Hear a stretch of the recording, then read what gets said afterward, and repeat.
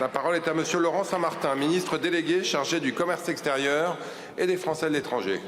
Merci Monsieur le Président, Mesdames et Messieurs les députés, Madame la députée Geneviève Darrieussecq. Tout d'abord, merci de rappeler que oui, dans tous les conflits que vous citez, la France défend le droit international. Toujours la France défend le droit international et c'est son honneur.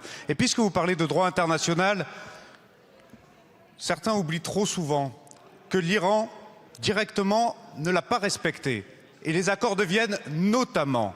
Et c'est précisément pour cela que nous restons extrêmement fermes et qu'à aucun moment nous ne défendrons le régime de Mollah dans la capacité à obtenir l'arme atomique. Et je voudrais que ce soit clair pour l'ensemble des groupes politiques de cet hémicycle. Je vous rejoins, Madame la députée, quand vous saluez effectivement les annonces de cessez-le-feu. C'est aussi la voix française depuis le début de ce conflit. Il faut que le feu cesse précisément pour que les négociations, pour que la diplomatie reprenne.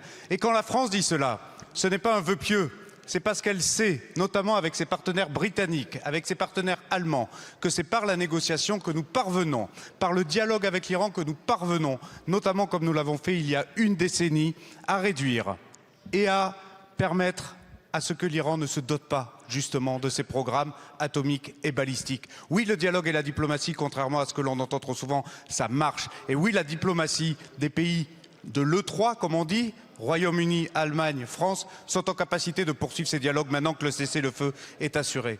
Enfin, Madame la députée, merci à votre tour d'avoir une pensée pour Cécile Kohler et Jacques Paris, toujours emprisonnés depuis maintenant plus de 3 ans dans les geôles iraniennes. Et pour répondre à votre question, nous avons eu l'assurance qu'ils n'ont pas été blessés lors de l'attaque israélienne que nous avons condamnée car elle les mettait évidemment en danger de mort directe.